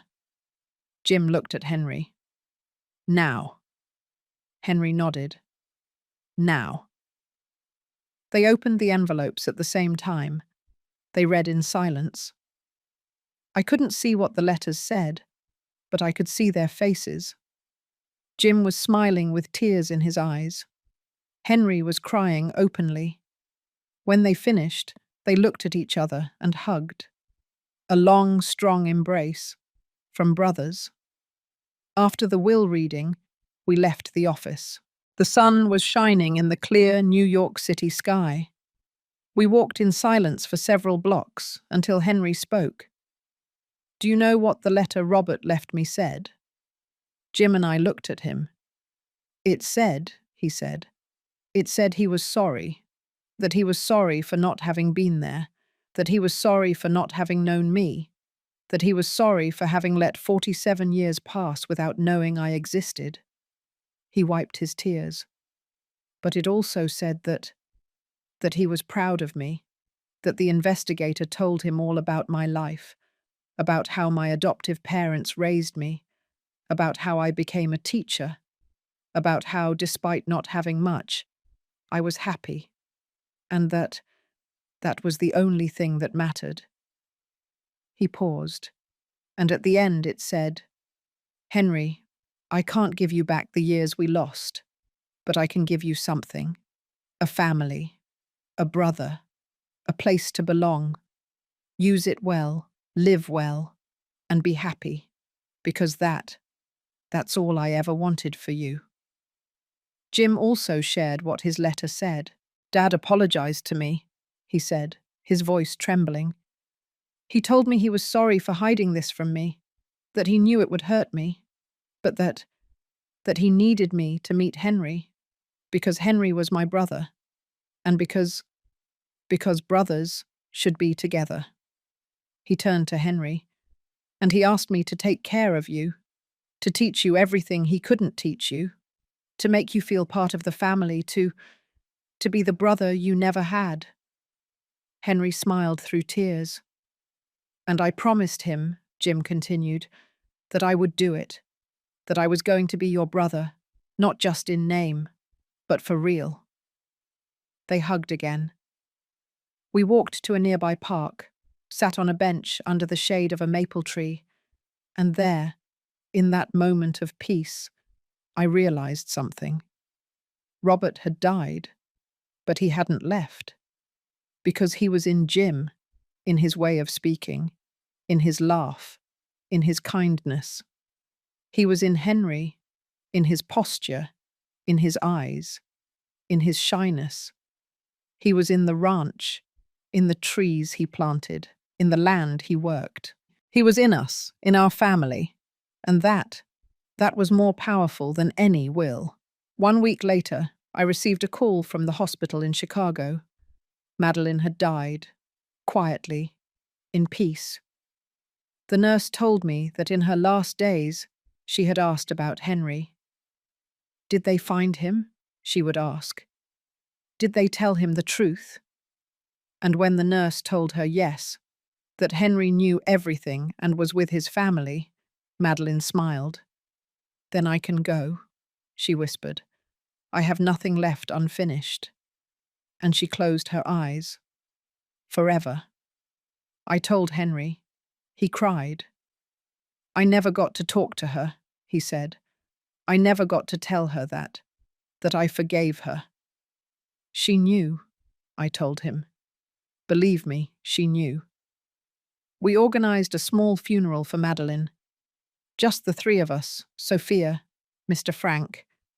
We buried her in the cemetery in Texas, not far from where Robert was, because even though they were never together in life, in death at least, they could be near. And maybe that was enough. That night, back at the ranch, the three of us sat on the patio, under the stars, next to the fountain, and we talked about life, how strange it was, how things never go as planned, how sometimes the worst tragedies bring the best blessings. I lost my father, Jim said, but I gained a brother. Me too, Henry said, and I gained a family. I looked at both of them, and I lost my husband, but I found the truth, and that made me free. Because that's what had happened, wasn't it? Robert kept secrets. Madeline ran from her past. Henry grew up without knowing where he came from. Jim grew up without knowing he had a brother. And I lived 38 years without knowing the whole story. But now everything was on the table. There were no more secrets, no more lies, only truth. And that truth had freed us all. 3 months later, Henry moved permanently to the ranch. He got a job as a teacher at a middle school in New Jersey. And on weekends, he and Jim worked together in the fields. They planted more apple trees, repaired the stables, modernized the irrigation system, and little by little, the ranch began to flourish again. Not just in production, but in life, in laughter, in family. One day while I was preparing lunch in the kitchen, I heard voices in the backyard. Jim and Henry were arguing about something, but it wasn't a bitter argument. It was brotherly. "I'm telling you the apples should be planted in March," Jim was saying. "And I'm telling you February is better," Henry replied. "I read a study. Studies don't know anything. Experience is what matters. And you have more experience than an agricultural engineer with a doctorate." "I have more experience than you, brother." And they laughed. I watched them from the window and smiled, because there they were, two brothers who never should have met, but who now were inseparable. And I thought of Robert, how in the end he had done something good, something that, even though it was complicated and painful, had united this family. Because life, I realized, always finds a way to balance itself out. Robert hid a secret for almost 50 years, and that secret haunted him until his death. He couldn't tell Henry the truth. He couldn't ask Madeline for forgiveness. He couldn't say goodbye. But he left us. He left us the truth. He left us the opportunity to heal what he couldn't heal. And that was justice. Not a justice of punishment, but a justice of redemption. 1 year after Robert's death, I returned to his grave. I brought fresh flowers, white lilies, his favorites. I knelt down in front of the headstone and spoke. "Robert, I don't know if you can hear me. I don't know if there's anything after this, but if you can, I want you to know something." Tears ran down my face. "I forgave you. For keeping secrets, for not trusting me, for leaving me this burden. I forgave you for everything." I caressed the headstone with my hand. Because in the end, I understood. I understood that you were human, that you made mistakes, that you were afraid, just like everyone else. I smiled through tears. But you also did something beautiful. You united two sons who never would have known each other. You created a family where there was only emptiness. And that is worth more than any secret. I stood up. "Rest in peace, my love, because here everything is all right." And it was true. Everything was all right. Because even though Robert had made mistakes, even though he had hidden the truth, even though he had hurt without meaning to, in the end, life had balanced everything out. Henry found his family, Jim found a brother, Madeline found peace before she died, and I found the strength to forgive and move on, with the truth, with the family, with life. 3 years have passed since I opened that chest in the stable. 3 years since I discovered my husband had kept a secret for almost half a century. 3 years since my life was split in two, and now, sitting on the porch of the ranch house, with a mug of coffee in my hands and the afternoon sun painting the hills orange, I can say something I never thought I would say. I am at peace. The ranch has changed a lot since then. Henry lives here permanently. He converted one of the rooms in the main house into his personal library. It's full of books, from floor to ceiling. Poetry, history, philosophy.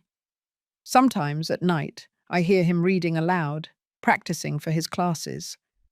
He got married 6 months ago, to an elementary school teacher he met in New Jersey, a sweet woman with an easy laugh, who looks at him as if he were the most valuable thing in the world. Her name is Patty, and when I saw her for the first time, I knew she was the one. Because Henry shone when he was with her, the same way Robert shone when he looked at me. Jim comes to the ranch every weekend.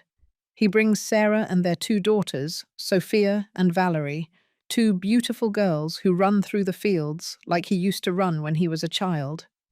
The girls adore Henry. "Uncle Henry," they shout when they see him, "tell us a story." And he sits with them under the old ash tree and tells them stories of Greek heroes, of brave princesses, of dragons who learn to be good. Sometimes Jim and Henry work together in the fields, planting, harvesting, repairing fences, and even though they argue sometimes, they laugh more than they argue. Because that's what brothers do, right? They fight, but they also love each other. Mr. Frank is still the ranch foreman, even though he's older. He doesn't want to retire. "This land is my life, Ma'am Ellen," he tells me every time I suggest he rest. "The day I stop working here, that's the day I die." And I don't insist anymore, because I understand what he means. This land is more than a place. It is memory, it is family, it is home. Sophia comes to visit us once a month. She always brings food: baked macaroni and cheese, apple pie, chili when it's in season. "So you don't forget to eat," she tells me, even though she knows I eat well. We sit on the patio next to the fountain and talk for hours about life, about our children, about our grandchildren, and sometimes we talk about Robert. "Do you miss him?" she asked me once. "Every day," I replied. "But it doesn't hurt like it used to.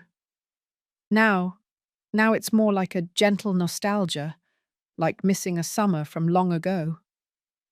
Sophia smiled.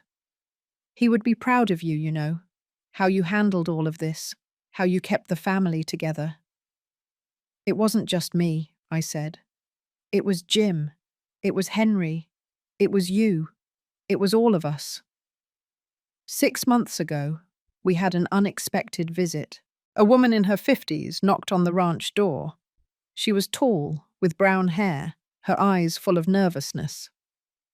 "Mrs. Ellen Stewart?" she asked. "Yes, that's me. How can I help you?" The woman took a deep breath. "My name is Celia Miller. I'm Madeline's cousin." My heart skipped a beat. "Madeline's cousin?" "Yes, her. She lived with me in Chicago when she was pregnant with Henry, and before she died, she asked me to give you something, but I didn't know where to find you until now." She took an envelope out of her purse. "This is for Henry." I called Henry. When he arrived and saw Celia, he froze. You knew Madeline?" "Yes," Celia said with a sad smile. "I was the only person with her when you were born.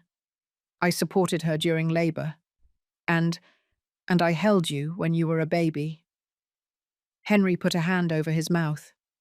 "Really?" Yes, and I want you to know something.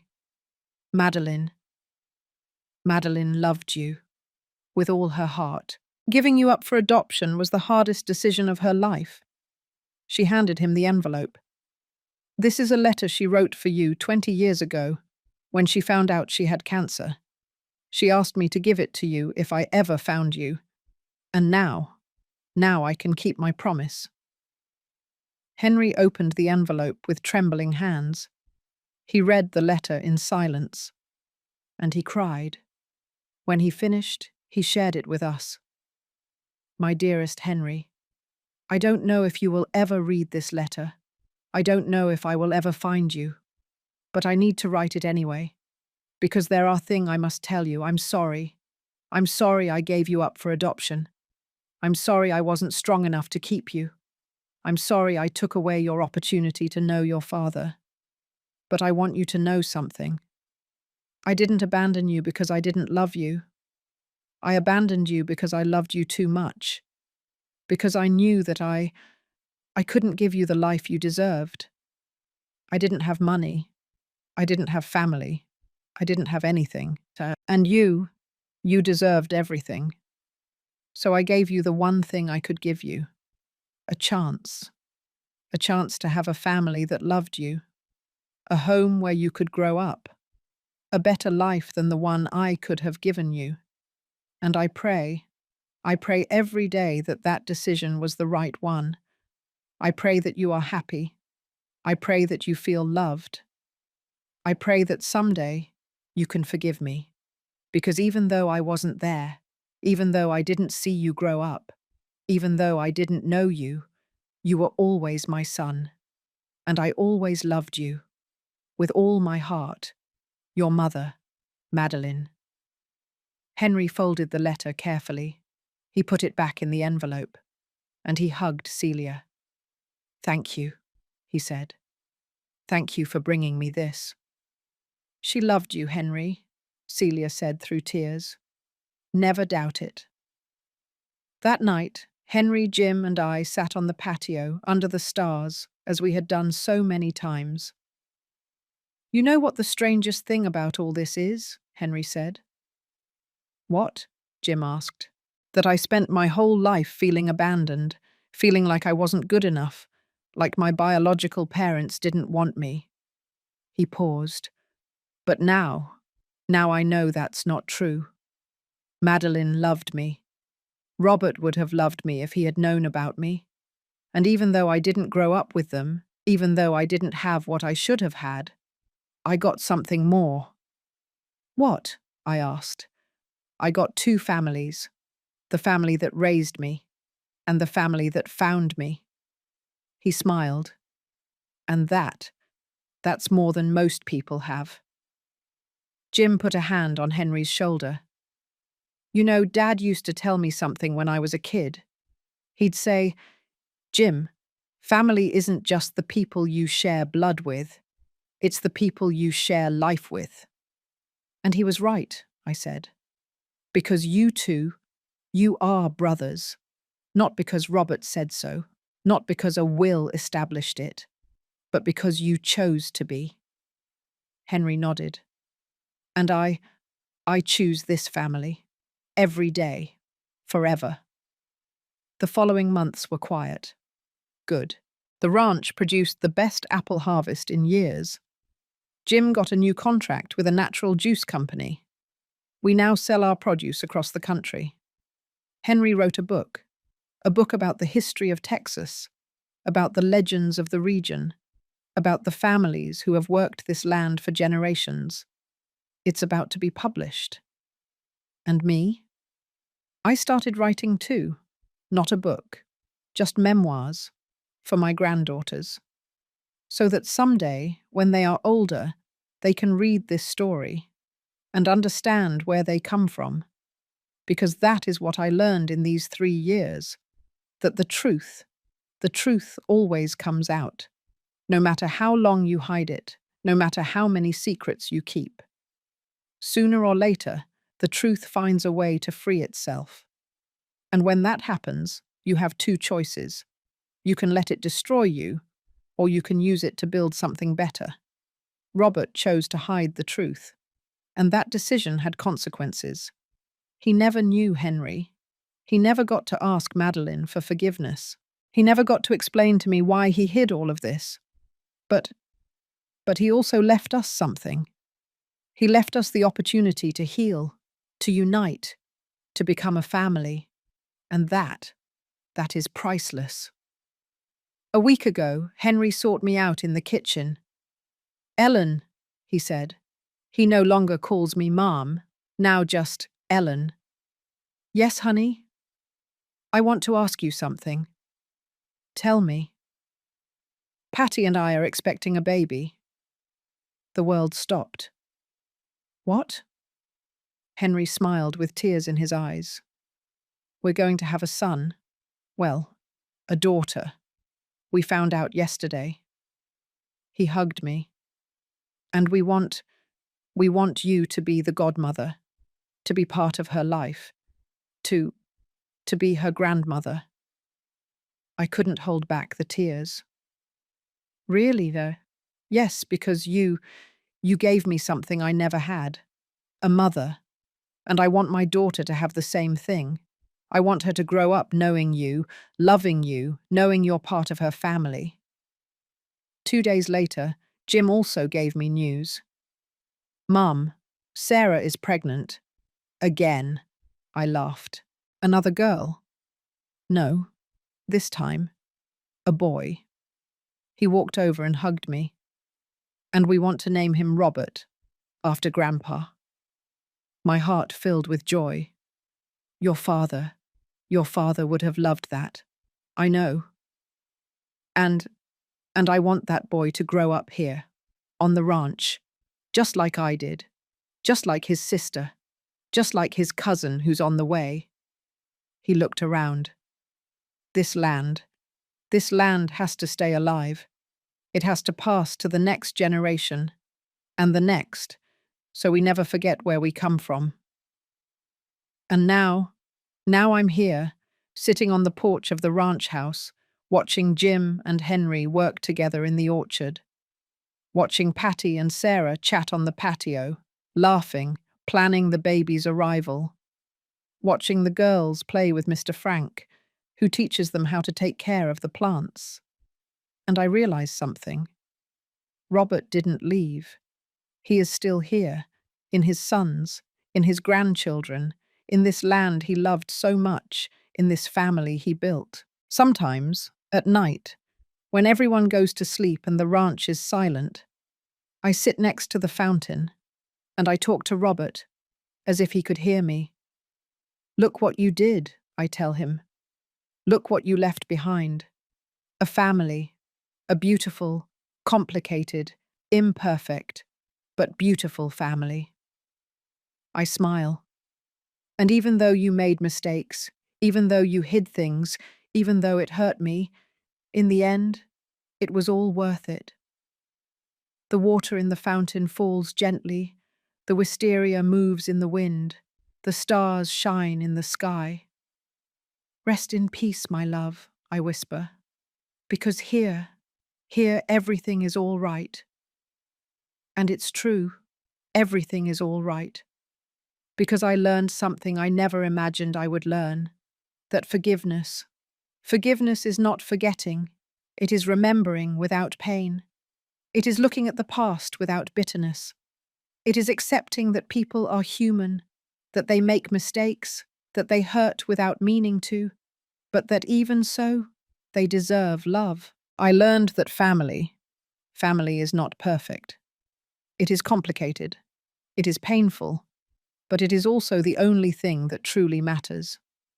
Because at the end of the day, when everything falls apart, when secrets come to light, when the world gets dark, family is the only thing left. And if you are lucky enough to have one, you must take care of it, protect it, love it, even if it hurts, even if it's difficult, even if it breaks your heart. I learned that the truth hurts, but it also heals. Because only when you face the truth, only when you stop hiding from it, can you truly be free. And I am free now, free from the weight of secrets, free from lies, free from pain, because I chose to forgive, I chose to love, I chose to move on. If my story helps you, if these words touch your heart, if you identify with the pain, with the betrayal, with the forgiveness, I want you to know something. You are not alone. We all carry secrets. We have all been hurt. We have all had to choose between resentment and forgiveness. And I know it's not easy. I know it hurts. I know that sometimes it seems impossible. But I also know this, that forgiveness is the only path to peace.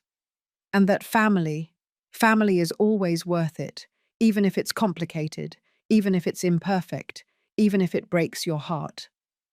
I am 66 years old now, my hair completely white, my hands full of wrinkles, my body more tired than before. But my heart is full of love, full of gratitude, full of peace. Because even though I lost Robert, I gained something more. I gained 2 sons instead of 1. I gained a bigger family. I gained the truth. And I gained the freedom that comes with it. This morning, while I was making coffee, Henry walked into the kitchen. "Good morning, Ellen." "Good morning, honey." "Did you sleep well?" "Very well. I dreamed of Madeline." "You did? And what did you dream?"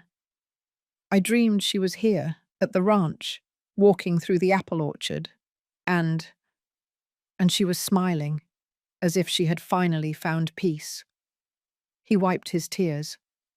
"And when I woke up, I realized that maybe she did find it, because we are all right, and that was all she ever wanted."